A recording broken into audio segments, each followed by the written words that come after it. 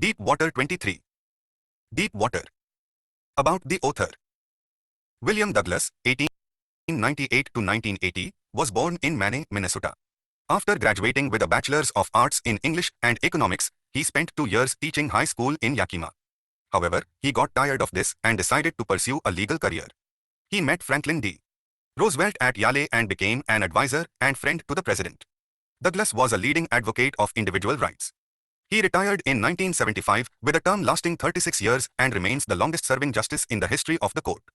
The following excerpt is taken from Of Men and Mountains by William O. Douglas. It reveals how, as a young boy, William Douglas nearly drowned in a swimming pool. In this essay, he talks about his fear of water and thereafter, how he finally overcame it. Notice how the autobiographical part of the selection is used to support his discussion of fear. Notice these words and expressions in the text. Infer their meaning from the context. Treacherous misadventure subdued my pride. Bob to the surface like a cork flailed at the surface. Curtain of life fell. Fishing for landlocked salmon back and forth across the pool. It had happened when I was 10 or 11 years old. I had decided to learn to swim. There was a pool at the YMCA in Yakima that offered exactly the opportunity. The Yakima River was treacherous. Mother continually warned against it and kept fresh in my mind the details of each drowning in the river. But the YMCA pool was safe. It was only 2 or 3 feet deep at the shallow end, and while it was 9 feet deep at the other, the drop was gradual. I got a pair of water wings and went to the pool. I hated to walk. 3. Rationalized 2023 to 24. 24 Flamingo. Sketch map not to. The Yakima River is a The Yakima River. Rationalized 2023 to 24. Deep Water 25. Naked into it and show my skinny legs. But I subdued my pride and did it. From the beginning, however, I had an aversion to the water when I was in it. This started when I was 3 or 4 years old and father took me to the beach in California. He and I stood together in the surf. I hung on to him, yet the waves knocked me down and swept over me. I was buried in water. My breath was gone. I was frightened. Father laughed, but there was terror in my heart at the overpowering force of the waves. My introduction to the Y.M.ca. Swimming pool revived unpleasant memories and stirred childish fears. But in a little while I gathered confidence. I paddled with my new water wings, watching the other boys and trying to learn by aping them. I did this 2 or 3 times on different days and was just beginning to feel at ease in the water when the misadventure happened. I went to the pool when no one else was there. The place was quiet. The water was still and the tiled bottom was as white and clean as a bathtub. I was timid about going in alone, so I sat on the side of the pool to wait for others. I had not been there long when in came a big bruiser of a boy, probably 18 years old. He had thick hair on his chest. He was a beautiful physical specimen, with legs and arms that showed rippling muscles. He yelled, "Hi, skinny. How would you like to be ducked?" With that he picked me up and tossed me into the deep end. I landed in a sitting position, swallowed water, and went at once to the bottom. I was frightened, but not yet frightened out of my wits.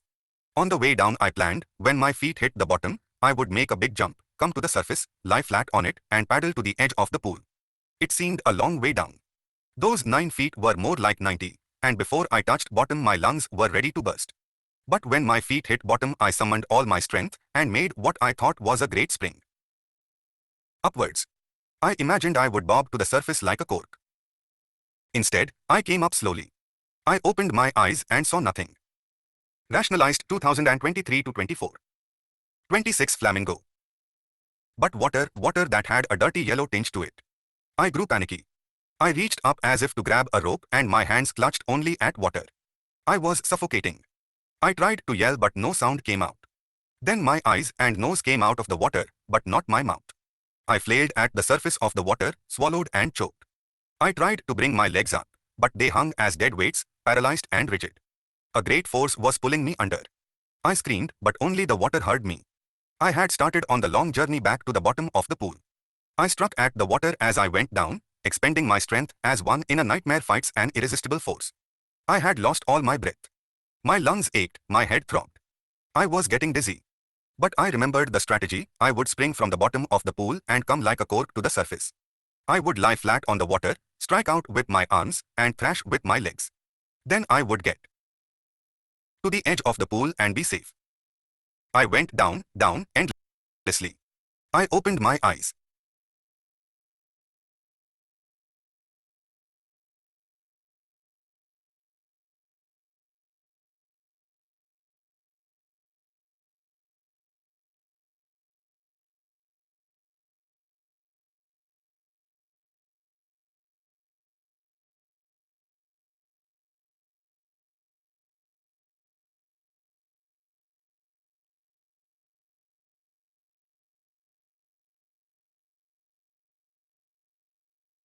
Rationalized 2023 to 24. Deep water 27. And then, strangely, there was light.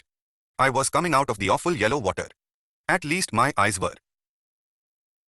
And then, deep water. Rationalized. But water that had a dirty yellow tinge to it. I grew panicky. I reached up as if to grab a rope and my hands clutched only at water. I was suffocating. I tried to yell but no sound came out. Then my eyes and nose came out of the water, but not my mouth. I flailed at the surface of the water, swallowed and choked. I tried to bring my legs up, but they hung as dead weights, paralyzed and rigid.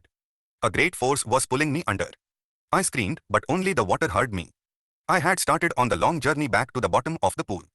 I struck at the water as I went down, expending my strength as one in a nightmare fights an irresistible force.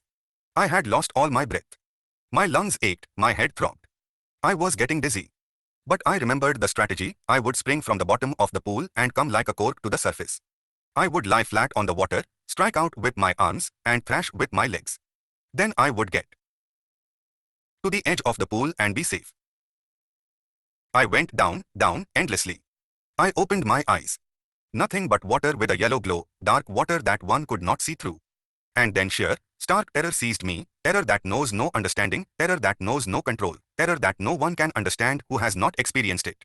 I was shrieking underwater. I was paralyzed underwater, stiff, rigid with fear. Even the screams in my throat were frozen. Only my heart, and the pounding in my head, said that I was still alive. And then in the midst of the terror came a touch of reason. I must remember to jump when I hit the bottom. At last I felt the tiles under me. My toes reached out as if to grab them. I jumped with everything I had. But the jump made no difference. The water was still around me. I looked for ropes, ladders, water wings. Nothing but water. A mass of yellow water held me. Stark terror took an even deeper hold on me, like a great charge of electricity. I shook and trembled with fright. My arms wouldn't move. My legs wouldn't move. I tried to call for help, to call for mother. Nothing happened. Rationalized 2023 to 24. Deep water 27. And then, strangely, there was light. I was coming out of the awful yellow water. At least my eyes were. My nose was almost out too. Then I started down a third time. I sucked for air and got water. The yellowish light was going out. Then all effort ceased. I relaxed. Even my legs felt limp, and a blackness swept over my brain. It wiped out fear, it wiped out terror. There was no more panic. It was quiet and peaceful. Nothing to be afraid of.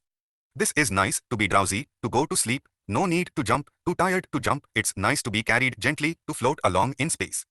Tender arms around me, tender arms like mother's, now I must go to sleep. I crossed to oblivion, and the curtain of life fell. The next I remember I was lying on my stomach beside the pool, vomiting. The chap that threw me in was saying, but I was only fooling. Someone said, the kid nearly died. Be all right now. Let's carry him to the locker room. Several hours later, I walked home. I was weak and trembling. I shook and cried when I lay on my bed. I couldn't eat that night. For days a haunting fear was in my heart.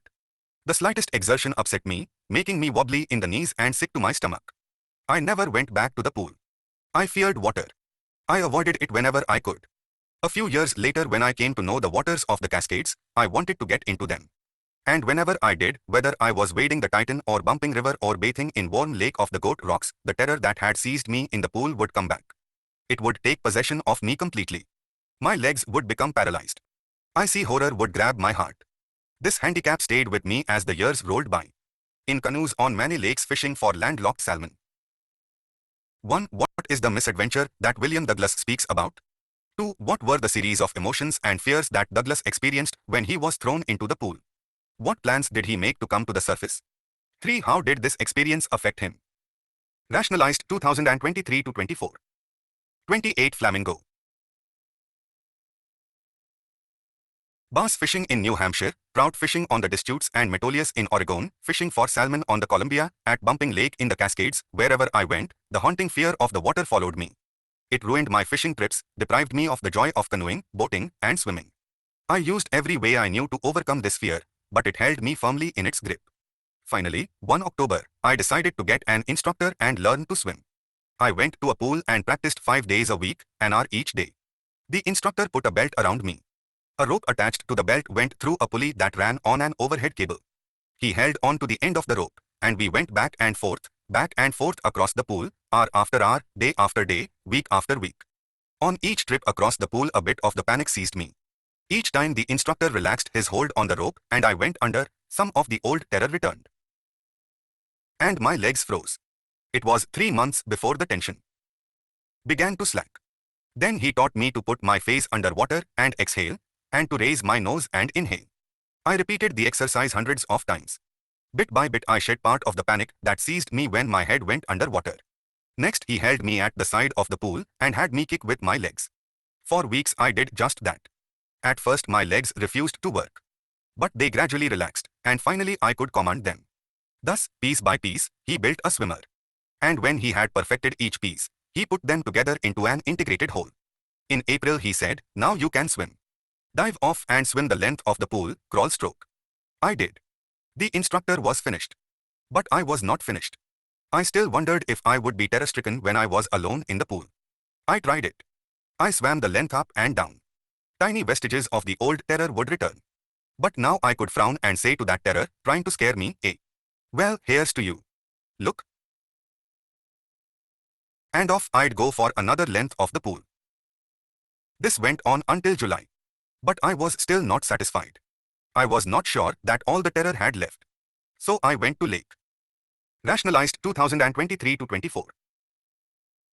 Deep water 29. Wentworth in New Hampshire, dived off a dock at Triggs Island, and swam 2 miles across the lake to Stamp Act Island. I swam the crawl, breaststroke, side stroke, and backstroke. Only once did the terror return. When I was in the middle of the lake, I put my face under and saw nothing but bottomless water. The old sensation returned in miniature. I laughed and said, "Well, Mr. Terror, what do you think you can do to me?" It fled and I swam on. Yet I had residual doubts. At my first opportunity I hurried west, went up the Titan to Conrad Meadows, up the Conrad Creek Trail to Mead Glacier, and camped in the high meadow by the side of Warm Lake. The next morning I stripped, dived into the lake, and swam across to the other shore and back just as Doug Corcoran used to do. I shouted with joy, and Gilbert Peak returned the echo. I had conquered my fear of water.